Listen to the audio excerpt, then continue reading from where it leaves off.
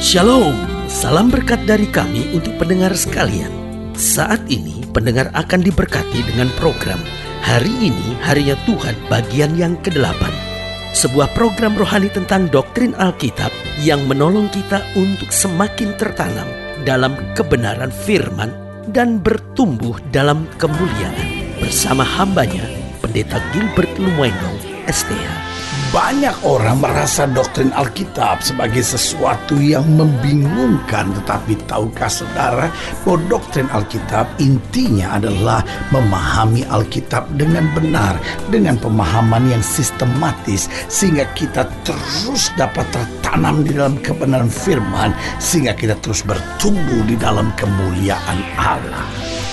Buka hati saudara sekalian untuk menerima berkat-berkat firman-Nya hari ini.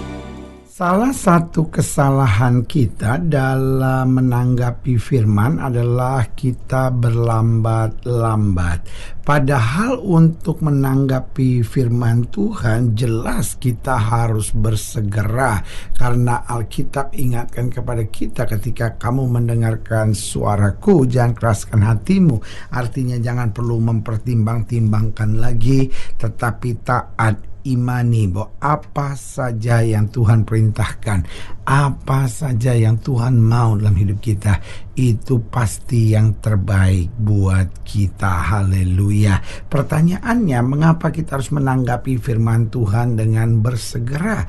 Yang pertama saya pelajari, karena itu sebagai bukti ketaatan kita. Bayangkan ketika saudara bilang sama pembantu di rumah saudara, tolong ambilkan minum buat saya. Lalu dia duduk dan setengah jam kemudian baru diambilin minum. Ketika saudara tanya, loh kenapa lama begini saya suruh ambil minum? Enggak, saya pikir-pikir dulu, apakah itu bagus minum buat ibu? Apakah itu bagus buat bapak? Apakah juga saya mampu mengerjakannya? Wah, ini kan sangat menjengkelkan. Bukti ketaatan itu adalah saya terima perintah, saya langsung segera mengerjakannya. Karena perintah Tuhan tidak perlu lagi kita pertanyakan, tidak perlu lagi kita perdebatkan, tidak perlu lagi kita renungkan. Perintah Tuhan harus kita imani, kita praktekkan, dan di situ kita melihat kemuliaan kuasa Tuhan dinyatakan. Haleluya. Berarti kalau Alkitab berkata kuduslah kamu, segera hidup kudus. Ketika Alkitab berkata ampunilah orang yang bersalah kepadamu, segera lakukan. Gak usah pikir, ya tapi apa yang dia buat terlalu mengecewakan saya, apa yang dia buat terlalu menyakitkan saya. Kalau kita siap taat, berarti kita siap segera melakukan segala kehendak dan perintah-perintah Tuhan. Haleluya. Yang kedua saya pelajari bahwa kita harus bersegera menanggapi firman Tuhan. Kenapa? Karena sebagai bentuk keberanian kita untuk mengerjakan firman dengan sukacita. Karena kalau kita berlambat-lambat, rasanya kok terpaksa sekali mengerjakan perintah-perintah Tuhan. Tetapi kalau kita berani melakukan firman Tuhan dengan sukacita, maka kita tidak berlambat-lambat. Kita langsung segera bertindak. Kita segera langsung mengerjakannya. Kita segera langsung mempraktekkan dalam kehidupan kita. Sehingga sikap yang segera menanggapi firman Tuhan adalah sikap bahwa kita berani mengerjakan firman dengan sukacita. Dan itu pun akan diresponi Tuhan dengan berkat-Nya yang dicurahkan berkelimpahan buat kita. Haleluya. Dan yang ketiga saya pelajari bahwa kita perlu menanggapi firman Tuhan dengan bersegera sebagai kesiapan kita untuk tidak diombang-ambingkan. Karena saudaraku yang kasih dalam Tuhan, kalau kita tidak segera melakukan firman, maka kita memberi kesempatan untuk dialog imajiner dengan iblis. Sama seperti apa yang terjadi dengan Adam dan Hawa. Iblis datang dan berkata, tentu Allah berfirman, semua pohon dalam taman ini tidak boleh kamu makan kan? Nah saudaraku yang kasih dalam Tuhan, mestinya Adam dan Hawa tidak memberi waktu dan tempat untuk berdialog sehingga di akhirnya diombang-ambingkan. Segera lakukan firman, segera tinggalkan dosa, segera lepaskan segala imajinasi yang setan mau taruh dalam hidup kita, segera katakan tidak pada tawaran-tawaran iblis. Jangan sampai kita diombang-ambingkan. Jadi ingat, kita perlu menanggapi firman Tuhan dengan segera sebagai bukti ketaatan kita. Yang kedua, sebagai bukti keberanian kita untuk mengerjakan firman dengan sukacita. Yang ketiga, sebagai bukti kesiapan kita untuk tidak diombang-ambingkan oleh tawaran-tawaran dunia ini. Dan yang keempat, yang terakhir, sebagai bukti iman kita untuk selalu mendahulukan Tuhan. Artinya mau saya lagi lelah, mau saya lagi capek, mau saya lagi banyak masalah, mau saya lagi bimbang, tetapi kalau Tuhan berfirman, kita siap mengerjakannya. Karena kita tahu firman Tuhan yang terbaik buat kita. Karena kita tahu firman Tuhan mensejahterakan hidup kita. Karena kita tahu bahwa firman Tuhan menenteramkan hati kita. Dan akhirnya firman Tuhan menguatkan langkah-langkah kita untuk kita senantiasa hidup sebagai orang percaya yang lebih daripada orang-orang yang menang. Haleluya. Selamat datang dalam program kita hari ini, Harinya Tuhan, sebuah program rohani yang kembali mengingatkan kepada kita betapa pentingnya kita menjadikan firman Tuhan sebagai dasar keseharian hidup kita. Karena selama kita jadikan firman Tuhan sebagai dasar keseharian hidup kita, haleluya, langkah-langkah ke depan kita penuh dengan kepastian, kemenangan, berkat, mujizat, dan perkara-perkara besar. Haleluya. Dan dalam program ini kita sedang membahas tentang bersegera. Ini penting sekali. Jangan berlambat-lambat. Kalau Tuhan berfirman, kalau Tuhan menyatakan kehendaknya, segera praktekkan dan kita akan segera melihat kemuliaannya dinyatakan. Haleluya. Nah, saudara yang kasih dalam Tuhan, dan dalam program ini kita sedang masuk dalam pembahasan tentang bersegera yang sama-sama kita sedang belajar dari Kejadian pasal 19. Kejadian pasal 19 ayatnya yang ke-12. Kejadian pasal 19 ayat 12 sampai ayatnya yang ke-23. Kejadian pasal 19 ayat 12 sampai ayatnya yang ke-23. Demikianlah firman Tuhan. Lalu kedua orang itu berkata kepada Lot, siapakah kaummu yang ada di sini lagi? Menantu atau anakmu laki-laki, anakmu perempuan, atau siapa saja kaummu di kota ini?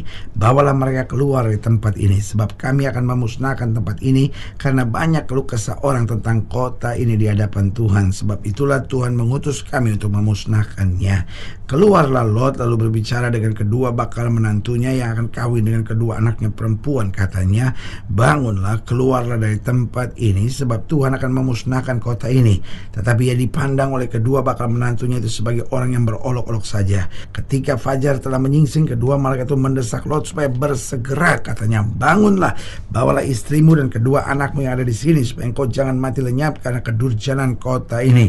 Ketika ia berlambat-lambat, maka tangan istri dan tangan kedua anaknya dipegang oleh kedua orang itu, sebab Tuhan hendak mengasihani dia.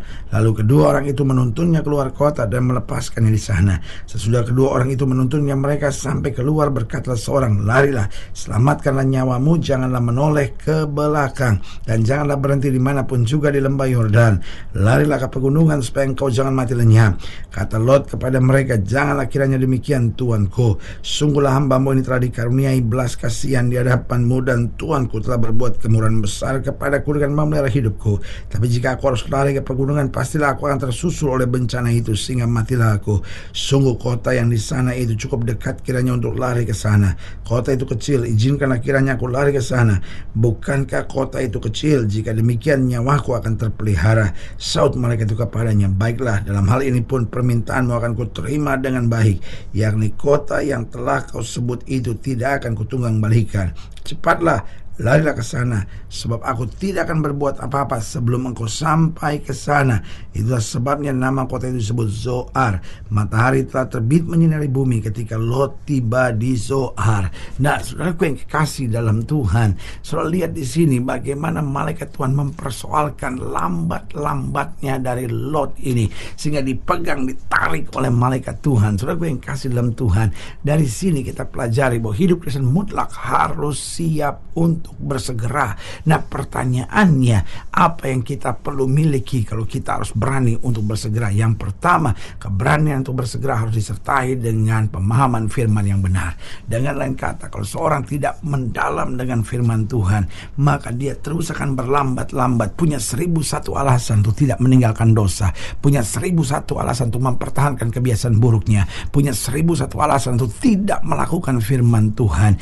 Intinya, dia tidak memiliki memiliki pemahaman firman dengan benar. Yang kedua, saya pelajari keberanian untuk bersegera harus disertai dengan kesungguhan kita dalam mencintai Tuhan. Karena orang kalau cinta Tuhan yang mantap, maka saudara yang kasih dalam Tuhan, dia akan segera mau melakukan hal-hal yang menyenangkan Tuhan. Dia mau segera meninggalkan hal-hal yang mengecewakan dan menyakitkan Tuhan. Berarti jelas keberanian untuk bersegera yang pertama harus disertai pemahaman firman dengan benar. Yang kedua harus disertai dengan kesungguhan kita dalam mencintai Tuhan. Yang ketiga harus disertai juga dengan lingkungan yang memberi dukungan positif. Makanya Alkitab mengingatkan kepada kita pergaulan yang buruk menghancurkan kebiasaan yang baik. Artinya kalau pergaulan kita negatif, maka saudara yang kasih dalam Tuhan, sikap kita juga berlambat-lambat. Dimulai dari apa? Calon menantunya Lot yang menganggap itu hanya olok-olok belaka. Akhirnya seluruh keluarga ini berlambat-lambat. Ketika lingkungan kita nggak sehat, maka apa yang terjadi? Langkah-langkah kita juga seringkali langkah-langkah yang bodoh. Yang keempat, keberanian untuk bersegera ini harus disertai dengan kesiapan segenap hati kita untuk hanya tertuju kepada Tuhan. Makanya Alkitab berkata, jangan menoleh ke belakang. Pandang rencana Tuhan, pandang kasih karunia-Nya, pandang kebaikannya, pandang Kalvari, pandang darah yang tertumpah, maka kita akan kuat untuk melangkah segera melakukan firman dengan sungguh-sungguh. Haleluya. Saudaraku yang kekasih dalam Tuhan, jika saudara yang dilayani lebih jauh, hubungi kami melalui telepon, hubungi kami melalui surat, kunjungi website kami, karena kami ada untuk membawa Bapak Ibu saudara senantiasa lebih dekat pada Tuhan dan mengalami kasih kuasa mujizat yang luar biasa. Haleluya. Secara khusus melalui program ini juga saya mau berdoa buat siapa yang sakit, siapa yang berbeban berat, karena saya percaya bahwa bagi Allah tidak ada perkara yang mustahil. Nah, saudara-saudara yang didoakan secara khusus, boleh taruh tangan kanan saudara di dada dan kita akan berdoa. Mari kita berdoa. Bapa, dalam nama Yesus, hamba doa buat yang sakit, hamba doa buat yang berbeban berat, hamba doa untuk setiap mereka yang sedang menghadapi masa-masa yang sukar, karena hamba percaya bahwa bagi Allah tidak ada perkara yang mustahil.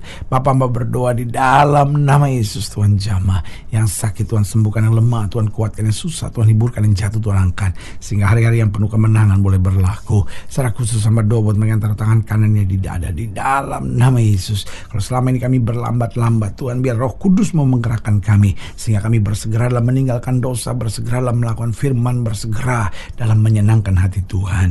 Di dalam nama Yesus kami berdoa. Haleluya. Amin. Saudara gue yang kekasih dalam Tuhan, kita sudah berdoa. Ingat, Allah tidak pernah lalai menepati janjinya. Inilah saatnya buat kita untuk bangkit, bersemangat, bersuka cita dalam menghadapi segala perkara. Karena kita tahu Yesus hidup, Yesus berkuasa, dan selalu menyediakan yang terbaik buat anak-anaknya. Doa saya menyertai saudara. Sampai berjumpa pada program berikut, dan jangan lupa jadikan hari ini harinya Tuhan. Haleluya.